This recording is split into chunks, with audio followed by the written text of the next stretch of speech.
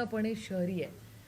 त्याचबरोबर पिरंगूट असेल किंवा त्या संपूर्ण भागात जिथे MIDCs आहेत, त्या सगळ्या भोरवेल्ला, मुळशी, खडकवासला जिथे MIDCs आहेत आणि अनेक ठिकाणी घरंही आहेत, या सगळ्या ठिकाणी वारंवार गेले 2-3 महिने सातत्याने वीज 4-4, 5-5 तास लोकांना मिळत नाही आहे. इंडस्ट्रीला त्याचा मोठा प्रॉब्लेम येतो आहे. या सगळ्याच्या कंप्लेंट्स आधी आम्ही ट्विटरद्वारे, पत्राद्वारे माननीय मुख्यमंत्र्यांकडेच डिपार्टमेंट आहे त्यांच्याकडे अनेक वेळा मांडल्या आणि त्याच्यानंतर इथे येऊन रिव्ह्यू घेतला. परत त्या वारंवार येत आहेत आणि विजेचे प्रश्न आज ज्या राज्यामध्ये राज्य सरकार आम्हाला सांगतं की आमचं सरप्लस स्टेट आहे, तर जर राज्य विजेत सरप्लस आहे तर मग आमच्या या कष्ट करणाऱ्यांना, मग प्रोफेशनल्स असू दे किंवा शेतकरी, याला लाईन किंवा मिळत नाही किंवा वीजही मिळत नाही. याचं कारण काय? मग याचं उत्तर द्यावं लागेल ना सरकारला. जे एकीकडे एवढ्या मोठ्या इन्व्हेस्टमेंट्स तुम्ही येणार म्हणताय आणि बेसिक इन्फ्रास्ट्रक्चरच जर लोकांना मिळत नसेल तर इन्व्हेस्टमेंट कशी राज्यात येणार किंवा आहे ती राहणार कशी? आणि अनेक DPDCच्या काही निधींचे प्रश्न आहेत, वेळेवर पैसे मिळत नाहीत, हाय टेन्शनच्या लाईनचा इश्यू आहे. अनेक विषयांवर सविस्तर चर्चा झाली. बघूया, त्यांनी काही वेळ मागितला 15 दिवसाचा, बघूया पुढे काय होतं. पण पुणे जिल्ह्यामध्ये आज विजेचे प्रश्न आज हे आम्हाला मांडायला लागत आहेत, हे खूप चिंताजनक आहे.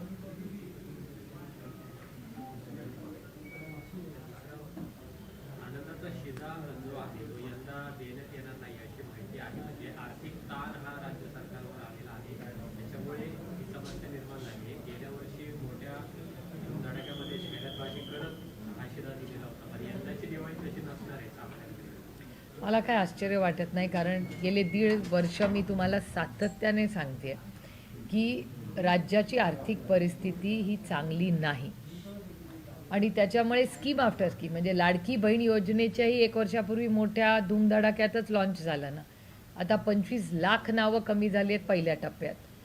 आनंदाचा शिधा हा उपक्रम हा बंद करण्यात आला आहे आणि माननीय भुजबळ साहेबांचं स्टेटमेंट आज तुमच्याच चॅनलवर आलेलं आहे, जे माझ्या फोनवर आत्ता आलं आहे. भुजबळ साहेब असं म्हणत आहेत की फायनान्स डिपार्टमेंटकडून क्लिअरन्स नाही आलं आहे. हे भुजबळ साहेबांचे शब्द आहेत, माझे नाही. त्याच्यामुळे हे माहिती काढावी लागेल की काय खरे म्हणजे काय परिस्थिती आहे राज्याची. मग आर्थिक कारणांमुळे नाही देत आहेत का, म्हणजे भुजबळ साहेबांचं स्टेटमेंट आहे त्याचा अर्थ आपण काय काढायचा हे खूप कॉम्प्लेक्स आहे. कारण का इतका महत्त्वाचा प्रोग्रॅम जर सरकार बंद करत असेल, लाडकी बहीण योजनेमध्ये रोज महिलांचे नावं कमी होत आहेत असं तुमची चॅनल्स म्हणत आहेत, मुलांना स्कॉलरशिपला पैसे वेळेवर मिळत नाहीत, मग दिवाळी तर सोडा सरसकट कर्जमाफी करू असं काल तुमच्या चॅनलवर आम्ही ऐकलं, पण त्याचा रिपोर्टच महाराष्ट्र सरकारने केंद्राला पाठवला नाही आहे. हे खूप चिंताजनक आहे. मग सरकार करतंय तरी काय? म्हणजे जर अमित शाह म्हणतात आम्ही मदत करायला तयार आहोत, सरकारने रिपोर्ट पाठवावा, मग इतके दिवस सरकारने रिपोर्ट का नाही पाठवलेला केंद्र सरकारला? आणि जर तुमच्याकडे ह्या सगळ्या सोयी आहेत तर मग तुम्ही शेतकऱ्यांचेच पैसे कापणं, म्हणजे जो शेतकरी अडचणीत आहे त्याच शेतकऱ्यांकडून तुम्ही पैसे मागताय CM रिलीफ. त्याच्यामुळे काय नक्की राज्याची परिस्थिती आहे जे 1.5 वर्ष सातत्याने मी बोलत आली आहे, हे सगळं या सरकारच्या निर्णय कृतीमधून तुम्हाला दिसतंय. FRBM ॲक्ट मी किती वेळा तुमच्याशी बोलले हा विषय. फिस्कल मॅनेजमेंट पण महाराष्ट्र सरकारचं कम्प्लिटली कोलॅप्स झालेलं. आर्थिक परिस्थिती राज्याची प्रचंड अडचणीत आहे आणि फक्त राज्याची नाही. आज एक दुसरा रिपोर्ट आला आहे, 2 रिपोर्ट्स अतिशय महत्त्वाचे आहेत. एक रिपोर्ट आला आहे की वर्ल्ड बँकेचं स्टेटमेंट आलेलं आहे की या जगामध्ये सगळ्यात जास्त लोन घेणारा देश भारत आहे. हे मी म्हणत नाही आहे, वर्ल्ड बँकचा रिपोर्ट आहे, माझ्याकडे ती नोट आलेली आहे. पहिलं. दुसरं, केंद्र सरकारचं फिस्कल मॅनेजमेंट, म्हणजे जसं महाराष्ट्राचं फिस्कल मॅनेजमेंट आहे तसं तिथलं केंद्र सरकारचं आहे. त्यांचं म्हणणं आहे की मागच्या GSTचे रेकॉर्ड कलेक्शन झाले असले, हे सरकार म्हणत असलं तरी फिस्कल मॅनेजमेंटच्या नंबर्समध्ये जे टॅक्सेस झालेले आहेत ते अपेक्षेपेक्षा कमी आहेत. ग्रोथ रेट कमी झाली आहे. हे सगळे मी म्हणत नाही, हे सगळं भारत सरकारच्या अथॉरिटीने सांगितलेली माहिती आहे. आणि सगळ्यात महत्त्वाची गोष्ट की जर एकीकडे सरकार म्हणते सगळं चांगलं चाललं आहे, पण डॉलरच्या विरोधात रुपी हा वीक का होतोय, रोज कमी कमी होतोय. म्हणजे एकीकडे वर्ल्ड बँक सरकारचं म्हणणं आहे की सगळ्यात जास्त लोन आपण घेतलं आहे. दुसरीकडे टॅक्स कलेक्शन्सची फिस्कल मॅनेजमेंटमध्ये ह्या क्वार्टरला कमतरता येईल असे लोक शंका जात आहेत. ग्रोथ कमी झालेली आहे, हे सगळे नंबर्स भारत सरकारचे. त्याचबरोबर रुपीची डॉलरच्या विरोधात किंमत कमी होते आहे. म्हणजे आता किती आजचा एक्झॅक्ट माहिती नाही, पण रोज रोज रोज कमी होते. त्याचबरोबर टॅरिफचा एक खूप मोठा इश्यू हा आपल्यासमोर आहे. जिओ पॉलिटिक्सचा इश्यू आहे. आपले सगळ्या नेबरहूडमध्ये म्हणजे आपल्या सगळे जे सखे शेजारी आहेत तिथे सगळीकडे अडचणी दिसत आहेत. त्याच्यामुळे मग हे जिओ पॉलिटिकल आहे, इकॉनॉमिकल आहे. ही परिस्थिती असताना राज्याची आर्थिक परिस्थिती, राज्यांनी घेतलेलं लोन, हे सगळं एवढं कॉम्प्लेक्स होऊन बसलं आहे. मग ह्याची जबाबदारी कोण घेणार? मग नुसती गरीब कष्ट करणाऱ्यांचे पैसे कट करणार, पण 80,000 कोटी रुपयाचा शक्तिपीठाचा रस्ता ज्याची आत्ता कुठलीही गरज नाही. मी इन्फ्रास्ट्रक्चरच्या बाजूनी आहे, पण आधी बेसिक्स आणि नंतर रस्ता. आणि जो रस्ता आहे ह्यांच्याकडे 80,000 कोटी रुपये रस्ता करण्यासाठी आहे, पण आनंदाचा शिधा गरीब कष्ट करणाऱ्यांना द्यायला ह्यांच्याकडे नाही. हे दुर्दैव आहे या सरकारचं. बघा, माननीय भुजबळ साहेब खूप अनुभवी आहेत, ज्येष्ठ आहेत. ते अनेक वर्ष उपमुख्यमंत्री राहिले, ते कॅबिनेटमध्ये राहिलेत. त्याच्यामुळे भुजबळ साहेबांनाच वास्तव माहिती असेल ना. आम्ही तर विरोधी आहोत, आम्हाला कसं डिटेल. आता मी तुम्हाला ज्या ज्या गोष्टी 8 गोष्टी या केंद्र आणि महाराष्ट्र सरकारच्या सांगितल्या त्या वर्तमानपत्र, चॅनल आणि आमच्याकडे जे रिपोर्ट्स येतात त्यातली माहिती आहे. तर जर भुजबळ साहेब म्हणत असतील की एक स्कीम, आता स्कॉलरशिपचे पैसे मुलांचे PhDचे येत नाहीत, ते आंदोलन करत होते. त्यामुळे अनेक, आणि माझं म्हणणं की सरसकट कर्जमाफीचं काय झालं. एकीकडे महाराष्ट्रात एवढं म्हणजे अप्रतिम रिपोर्टिंग तुमच्या चॅनल्सनी केलं, किती मीडियाचं कौतुक केलं तरी कमीच आहे. तुमचे सगळे कॅमेरामॅन आणि सगळे रिपोर्टर्स ज्यांनी ही अतिवृष्टी कव्हर केली त्यांचं खरंच आपण कौतुक केलं पाहिजे.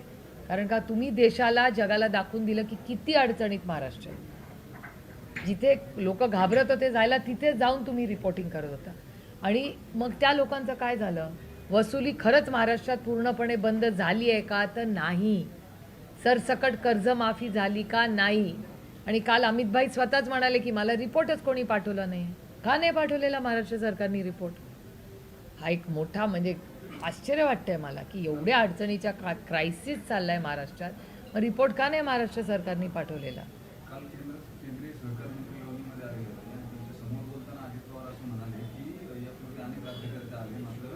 साखरेला किंवा ऊसाला योग्य भाव मिळाला नाही.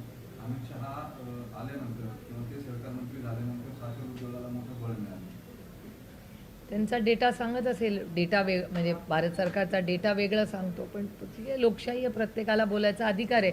तुम्ही डेटा ड्रिव्हन माहिती काढा. दिवाळीच्या तोंडावर महावितरणने विजेत दरवाढ केली आहे. 30 ते 95 पैशाची युनिटमध्ये वाढ केली आहे. काय म्हणते? हे बात घालत होते मीटिंगमध्ये सगळे. यांचा सगळ्यांचा विरोध आहे. हे यांनी आता सांगितलंय त्यांनी हात जोडून विनंती केली आहे की वाढवू नका. मीटिंगमध्ये या सगळ्यांनी हात जोडून सरकारला विनंती केली आहे की आत्ता नाही, कधीच वाढवू नका एकतर. आणि वाढवली तर दुर्दैवाने म्हणजे खूप जड अंतःकरणाने म्हणले की आम्हाला आंदोलन केल्याशिवाय दुसरा मार्गच नाही. मागच्याच काळात 25% वाढ आठवतं? हा प्रश्न आमचा असा आहे की एकीकडे अतिवृष्टी, महागाई, बेरोजगारी हे सगळं असताना मी तुम्हाला डेटा सांगितला आहे. काल तुमच्याच चॅनलवर भाषा हे होती बातमी की भाजीची किंमत काय झाली आहे. मग परवडण्यासारखं नाही राहिलेलं ना. हे दुर्दैव आहे. फूड इन्फ्लेशन किती वाढलेलं आहे. ही परिस्थिती असताना आता तुम्ही MSCBचा मोठा बोजा आता टाकणार, वाढवणार. आणि काय गरज आहे वाढवायची? सरकारचं सगळं चांगलं चाललंय ना, मग काय गरज आहे वाढवायची किंमत? 80,000 कोटी रुपये आहेत ना यांच्याकडे एवढा मोठा रस्ता करायला. मग का आनंदाचा शिधा मिळत नाही? का आमच्या लाडक्या बहिणींना वेळेवर पैसे मिळत नाहीत? का MSCBचे पैसे वाढवत आहेत? आणि सगळं तर सोलरवर चालणार आहे. आता सोलरची तर स्कीम आहे, कुसुम, एवढी सुंदर स्कीम. मग हे सोलरवरच चालणार असेल तर त्यांना काय गरज आहे वीज वाढवायची? महापालिकेचा एक प्रोजेक्ट होता, म्हणजे भाजपने तो रेटला होता. येरवडे ते कात्रज भुयारी मार्ग बनवण्याचा प्रोजेक्ट होता. तो नुकताच आयुक्तांनी फेटाळला. तर तुम्हाला या संदर्भात काय फिजिबिलिटी नाहीये त्याच्यामध्ये, वायबल फिजिबिलिटी नाही असं कमिशनरांनी सांगितलंय. पण पुणेकरांना कुठे आश्वासनं दाखवली मधल्या काळात सत्ताधाऱ्यांना, ते दुर्दैव. महापालिकेचं बजेट हे 7.5 ते 8.5 हजार करोड आहे. एवढं एक बजेट पूर्ण फक्त बोगद्यासाठी घालवणं योग्य आहे. नाही हे बघा, हे जिंगोइझम, मी पार्लमेंटमध्ये हा शब्द अनेक वेळा वापरते, हे जिंगोइझम आहे. काही काही गोष्टी येतात आणि मग त्या काळाबरोबर त्या निघून जातात. म्हणजे तुम्हाला किती स्कीम सांगू, मला सगळ्यात मोठी स्कीम म्हणजे इथे पुण्यात आहोत म्हणून मी बोलायच्या आधीच काका वाटतात स्मार्ट सिटी. स्मार्ट सिटीचं पुढे काय झालं आठवतं तुम्हाला? सगळ्या खासदारांना गावं घ्यायला लावली होती. मग एक गाव प्रत्येक खासदाराने घ्यायचं आणि काय झालं? 800 खासदार आहेत ना त्या गावांमध्ये. आम्हाला खासदारांना काय विचारलं, जरा सत्तेतल्या खासदारांना पण विचार. म्हणजे जिंगोइझममध्ये भरडला जातो सर्वसामान्य माणूस ना, त्याच्या आयुष्यात कुठं मोठं. आता इतके वर्ष तुमच्याकडे तर किती 4 वर्ष पुण्यात इलेक्शनच झालेलं नाही, आधीची 5 वर्ष. मला सांगा ना की 10 मोठ्या गोष्टी ज्या सरकारमध्ये आल्या की मोठी क्रांती झाली आहे पुण्यामध्ये. हां, 5 पण नाही. 5 पण नाहीच ना. आता म्हणजे पुण्यासारख्या शहरात मला MSCBला येऊन मला पिरंगुटच्या माझ्या ह्याला सगळ्या इंडस्ट्रीयल एरियाला वीज द्यायचं मला मागावं लागतं. म्हणजे हे पहिल्यांदाच झालं असेल की पिरंगुटला बऱ्याला मला वीजच नाही आहे. 8-8 तास येते. तिथे केवढ्या मोठ्या फॅक्टरीज आहेत. गोदरेजची फॅक्टरी आहे, कोकोकोलाची फॅक्टरी आहे, बजाजची फॅक्टरी. सगळे नाराज आहेत. सगळ्यांची पत्र येतात मला, सारखे फोन येतात. किर्लोस्करांचं मोठं प्लांट आहे. नेशन वाईड सिरियस इश्यू झालाय. 18 मुलांचा कप सिरपच्या पॉयझनस इंटेकमुळे मृत्यू झाला. आपल्या स्टेटमध्येही त्या कोल्ड ड्रिंक कप सिरपवरती बंदी घातली. पण या अशा पद्धतीची घटना किंवा ही हे दुर्लक्ष आहे, याच्याबाबत तुम्ही काय भूमिका मांडता? नाही, याची इन्क्वायरी झाली पाहिजे तातडीने, केंद्र सरकारच्या लेवलला झाली पाहिजे. आणि झिरो टॉलरन्स. अशा गोष्टी होतातच कशा? एवढं मोठं FDA, एवढे नियम कायदे आपण लावले आहेत, मग ह्या गोष्टी होतातच कशा? मंत्रालय काय करते ते? याचं उत्तर द्यावं लागेल केंद्र सरकारला. आषाढी एकादशीची पूजा आहे ती मुख्यमंत्र्यांच्या हस्ते होते आणि कार्तिक एकादशी उपमुख्यमंत्र्यांना तो त्यांच्या पक्षाचा अंतर्गत आहे. तो त्यांचा प्रश्न आहे, ते बघून घेतील ना. त्यांना सांगा ते तुम्ही पूजा ज्यांनी करायची आहे त्यांनी करावी. माझी पांडुरंगाला एवढीच विनंती आहे की आमच्या अडचण पूजा कोणी करावी, सरसकट कर्जमाफी त्यांनी तातडीने करावी, एवढीच आमची मागणी. पूजा ते कोणी करावी तर त्यांचा अंतर्गत प्रश्न. किती पैसे अजून दिलेले नाहीत. आता पंतप्रधान येणार आहेत महाराष्ट्रात, त्यावेळेस कदाचित ती घोषणा केली जाईल असं बोललं जाते. काहीतरी करा, एवढीच आमची विनंती आहे.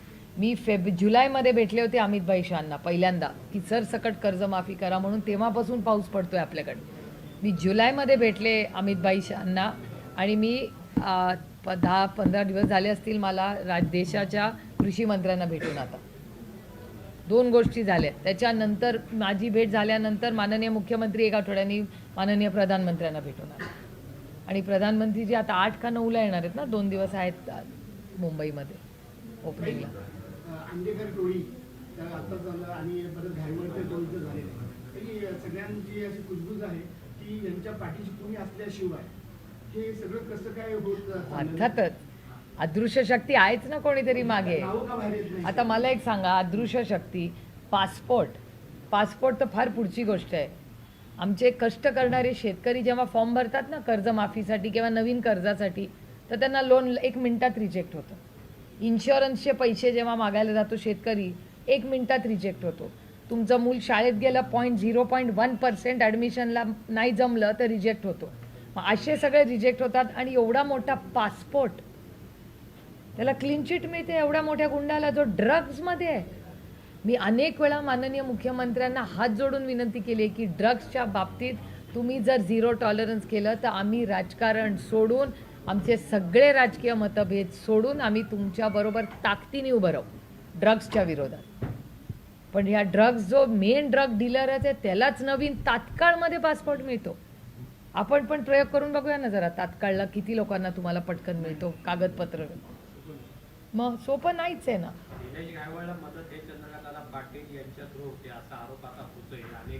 कुठली तरी मोठी अदृश्य शक्ती आहे, ह्याच्यात काही वादच नाही. कोण आहे ती, याचं उत्तर माझ्याकडे नाही.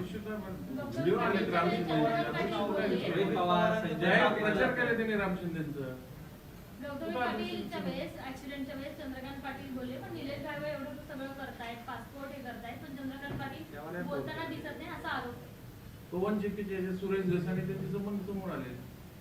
पवन चक्कीत तिकडे पवन चक्की प्रोटेक्शनच्या मध्ये विषय पेटला होता संतोष देशमुख त्यावेळेस हे सगळे रिलेशन समोर आले. मग मला असं वाटतं जर एवढं सगळं पारदर्शकपणे एवढे स्टेटमेंट्स आहेत माननीय मुख्यमंत्र्यांनी याची इन्क्वायरी लावली पाहिजे तातडीने.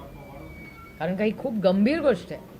मी माननीय मुख्यमंत्र्यांना भेटायला जाणार आहे पुढच्या आठवड्यात, ह्याच आठवड्यात वेळ दिली तर तेव्हा मी जरूर हा मुद्दा मांडीन आणि सांगेन त्यांना की आमच्याकडे प्रूफ आहे सगळ्या या सगळ्याचं. 15 ते 20 गुन्हे दाखल असताना पुणे पोलिसांनी पासपोर्ट वेगळं नाव काढून खरं तर ते बनावट पासपोर्ट करून गेले. पुणे पोलिसांचंही यामध्ये खरं तर मी तुम्हाला सगळं मला गुन्हे दाखल असताना आज इथेच म्हणजे मी आणि आता प्रशांतदादा तेच बोलत होतो.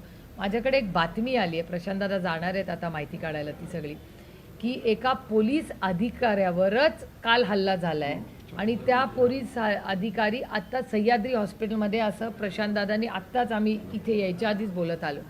आता जर पोलिसावर आणि ते पण लॉ कॉलेज रोडवर, म्हणजे जिथे 24 तास काही ना काहीतरी स्टुडंट्स असतात, तिथे जाग असते, ज्या भागामध्ये लॉ कॉलेज रोडवर जर पोलिसावर अटॅक होत असेल तर आता म्हणजे काय बोलायचं याच्या पुढे.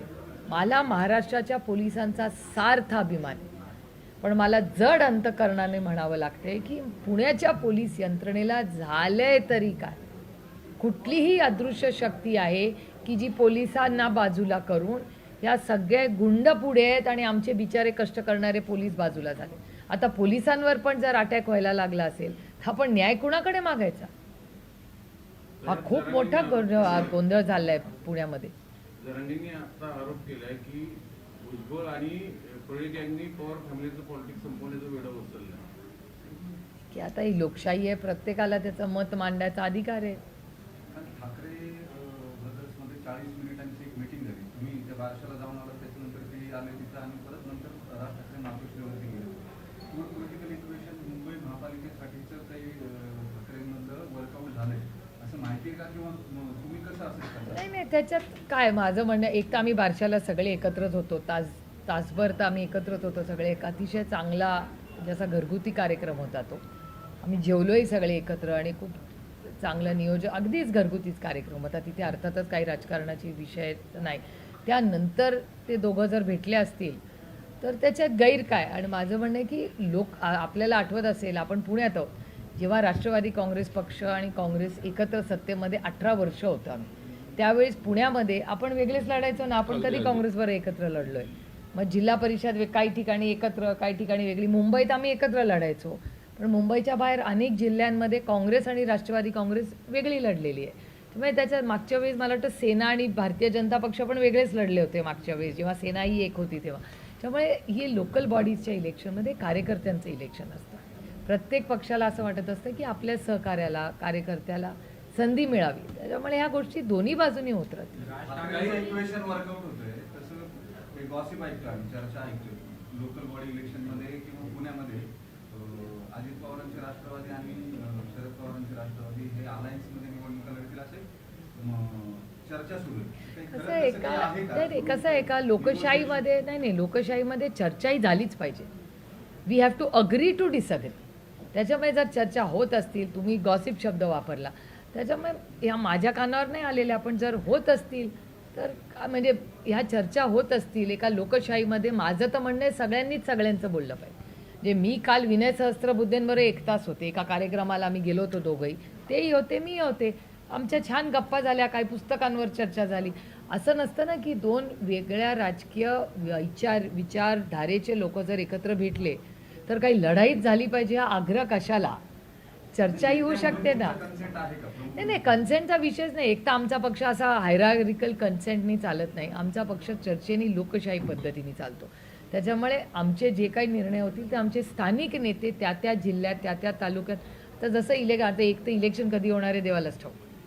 त्याच्यामुळे ते सगळी प्रक्रिया जशी जशी पुढे जाईल तशी त्याच्यात पारदर्शकता आणखीन येत राहील. पोलिसांनी जप्त केलेले अंमली पदार्थ ज्यांच्या ताब्यात ठेवले जातात त्याच न्यायाधीशांनी अंमली पदार्थ सेवन केल्याचा प्रकार समोर आलाय आणि त्यांना बडतर्फ केलाय. आतापर्यंत असा जेव्हा प्रकार समोर आला तेव्हा त्यांना अटक करण्यात आली होती, मात्र यांना बडतर्फीची कारवाई करण्यात आली. ह्याला स्ट्रॉंग रिॲक्ट. माझं म्हणणं आहे की ड्रग्सच्या बाबतीत झिरो टॉलरन्स हा केंद्र कुणाचंही सरकार असू द्या, आमचं किंवा त्यांचं ह्याच्यात असलंच पाहिजे. आणि हे जर खूप लाईटली काही घेतलं असेल तर आम्ही ताकदीने त्याच्या विरोधात स्टँड. कधी आज ठाकरे बंधूंचा होईल. मराठी अस्मितेसाठी मुंबईमध्ये फक्त 2च पक्ष लढतात, एक म्हणजे राज ठाकरेंची मनसे आणि दुसरी आपली शिवसेना. त्यांच्या दोघा बंधूंची राजकीय चर्चा जी आणखी खूप लांबपर्यंत गेलेली आहे. आता परतीचं जोर नाहीये, ते दोघे एकत्र येतील.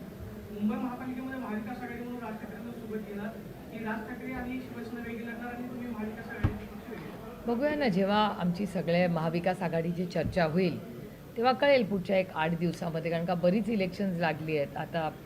2-3 बाकीची इलेक्शन्स आहेत त्याची चर्चा पुढच्या मला वाटतं सपकाळजी पण वर्ध्याला गेले होते, ते मला बुधवारी मुंबईला आम्ही दोघं भेटणार आहोत. त्यामुळे पुढे कशी चर्चा होईल. माननीय जयंत पाटील पण त्यांच्या मतदारसंघात 5 दिवस होते. जयंतराव काल रात्री पुण्याला आले, मुंबईला आलेले आहेत. मी उद्या रात्री जाईन, परवा येईन. त्यामुळे पुढच्या 2-4 दिवसामध्ये सगळीकडेच क्लॅरिटी. सोबत आले तर महाविकास आघाडीचा फायदा होईल की 2 ठाकरे बंधूंनी वेगळे? आम्ही फायद्या आणि तोट्यासाठी करत नाही राजकारण, आम्ही लोकांची सेवा करण्यासाठी राजकारण करतो. त्याच्यामुळे आता पुढे काय निर्णय, कशी चर्चा होईल हे पुढच्या महिन्याभरात सगळं चित्र स्पष्ट होईल. मुंबईचे पुण्यात दोन्ही राष्ट्रवादी एकत्र येणार की नाही, येऊ शकतात की नाही, हेच प्रश्न. नाही, आता अजून काय चर्चा नाही आहे, कारण का इलेक्शन कधी हेच माहिती नाही. राज्यासमोर एवढे मोठे प्रश्न आहेत. एक तर गेले 15 दिवस अतिवृष्टी ह्याच्यामध्येच आमचे सगळ्यांचे गेले. त्याच्यानंतर महाराष्ट्रात होणारी अतिवृष्टी, आमची कर्जमाफीची मागणी, इथे पुण्यात वाढलेला क्राईम, विजेचे प्रश्न पुण्याचे, इतके मोठी आव्हानं पुण्यामध्ये आहेत. त्यामुळे सगळीच सहकारी माझे हे सगळे या कामातच व्यस्त आहेत. त्याच्यामुळे एकदा इलेक्शनचं नक्की कधी काय होतं आहे, त्याच्यानंतर काँग्रेसची चर्चा, शिवसेनेची चर्चा, हे तर सगळे करतच असतात. चान्सेस आहे शिवसेना म्हणजे. आणि मनसे फार आणि आता पुढे कळेल ना, चान्सेस आहेत का नाही आहेत हे सहकारी सगळे ठरवतील पुढे कसं ते. मोदी येणार आहेत दौंडमध्ये एका कार्यक्रमासाठी. झालं का फायनल? दिवा पाटलांच्या नाही नाही, हे दौंडचं विचारताय. दौंड झालं फायनल? होण्याची शक्यता आहे, तर काय कल्पना आहे का? नाही, मला नाही माहिती. कलेक्टर आज येतील ना रात्री. नाही नाही, पण फायनल झालंय का PM चा प्रोग्राम? कधी नक्की? मग येईल, मला जर आला तर निमंत्रण नक्की येईल, का नाही येणार. त्यानुसार मी कर्जमाफीची मागणी वगैरे काही मी तर ऑलरेडी केलेली आहे. मी PM ला पत्रही लिहिलेलं आहे. मी यांना भेटून पण आले ना, कृषी मंत्र्यांना. सगळे केंद्राकडे काही वेगळा प्रश्न. नाही नाही, आमची ऑलरेडी पाठपुरावा केंद्राकडे चाललाच आहे, सगळ्यांचाच चाललेला आहे केंद्राकडे.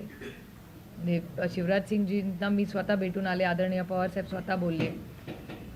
अमित शहांना मी तर मार्च जुलैमध्ये पत्र केलं होतं. इथे गौतमी पाटीलच्या गाडीचा अपघात झाला होता पुण्यात, ही नव्हती त्या आलेली गाडीमध्ये. तुमच्याकडे काय माहिती? असं म्हणतायत की आता तिच्यावरती कारवाई करावी, तिला अटक करावी, असं चंद्रकांत नाही, माझ्या मत DCPना की उचलायचं का नाही, असा एक शब्द वापरला होता. ह्याच्याबद्दल मी काल मुंबईत बोललेले आहे, ऑलरेडी बोललेले आहे.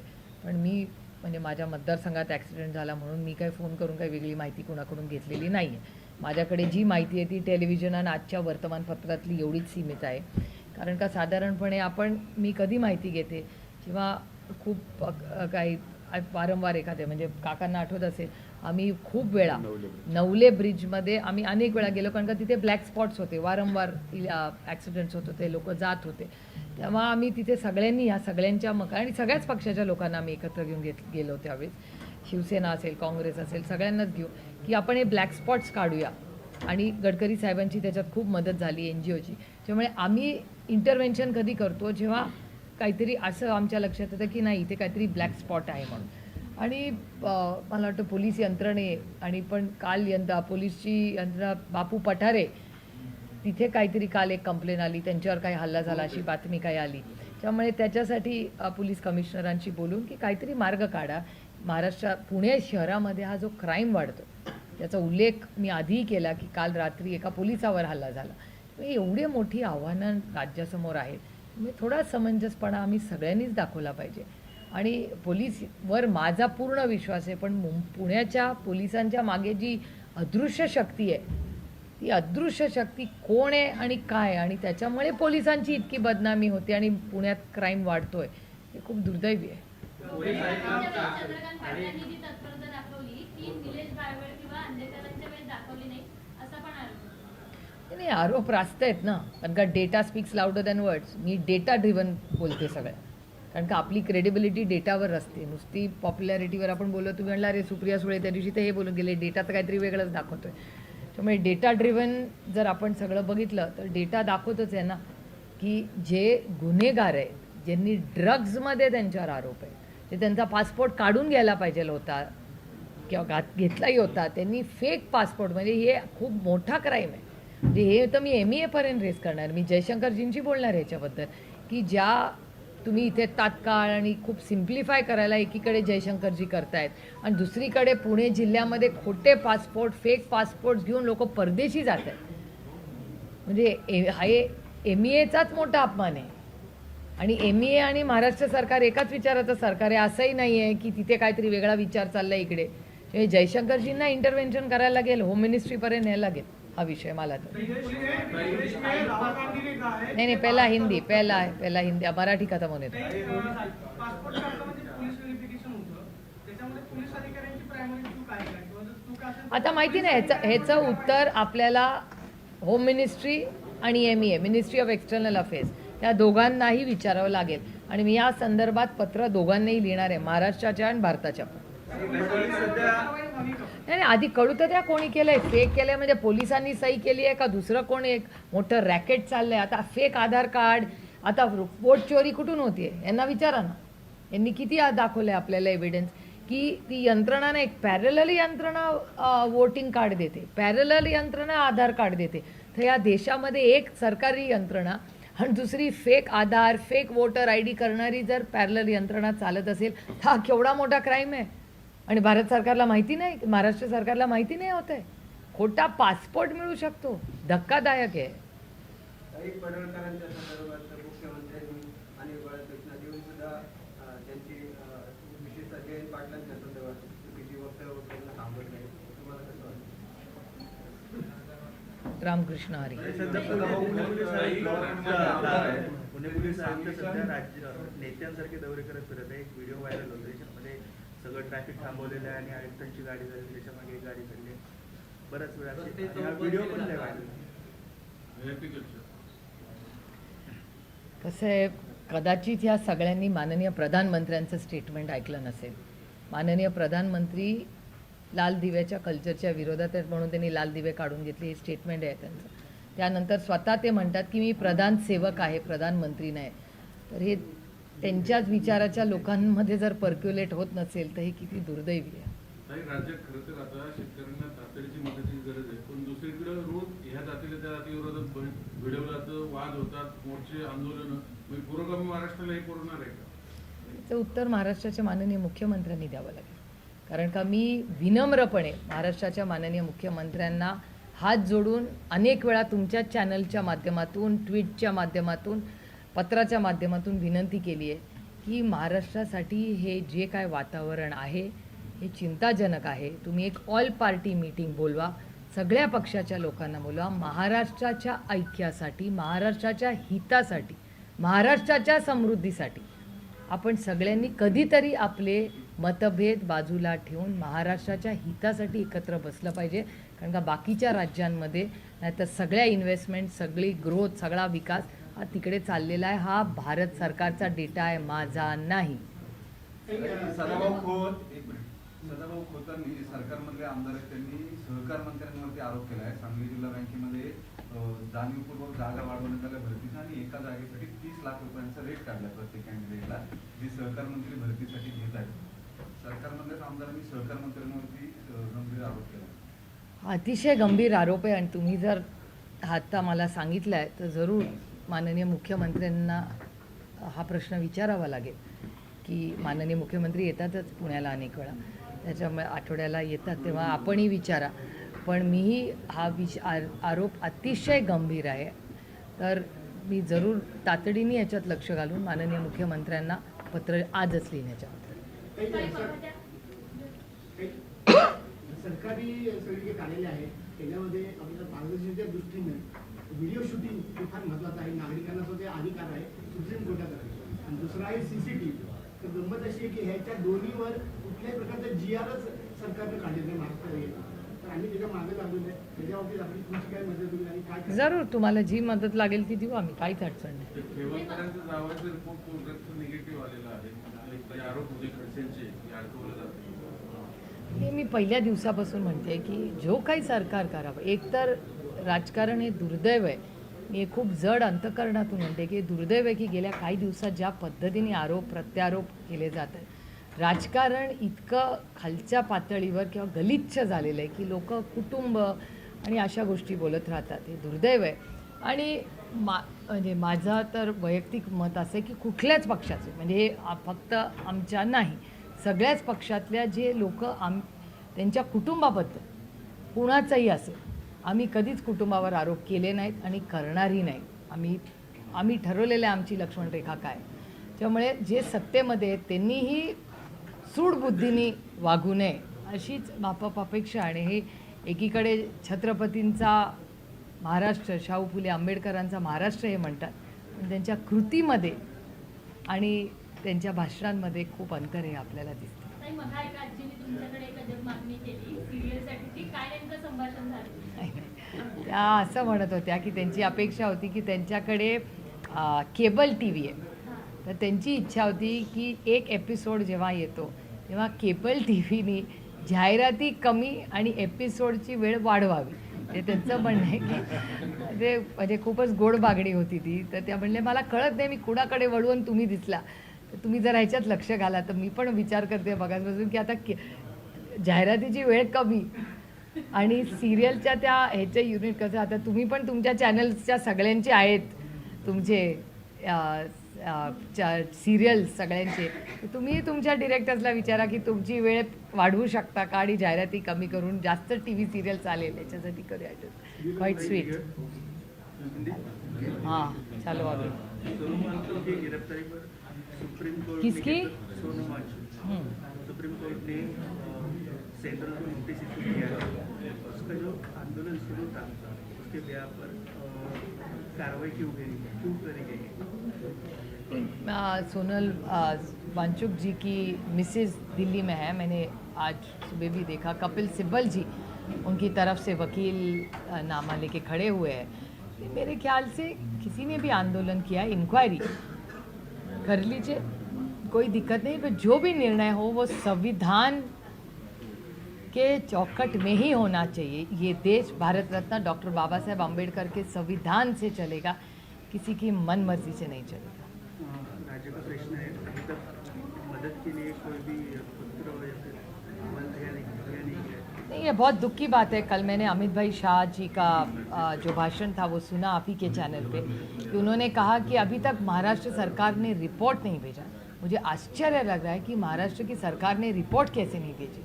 माननीय राज्य के मुख्यमंत्री प्रधानमंत्री जी को मिलने गए थे, कुछ कागज की चर्चा भी हुई ऐसे माननीय मुख्यमंत्री जी ने कहा है. तो फिर उस मीटिंग में क्या हुआ, इसका जवाब माननीय मुख्यमंत्री जी को देना पड़ेगा. इसकी पूरी इंक्वायरी होनी चाहिए देश भर में, और जो मंत्रालय है जिसने निर्णय लिया है और डिस्ट्रीब्यूशन किया है उसको तो मतलब इमीडिएटली अरेस्ट होनी चाहिए और एक्शन लेना चाहिए.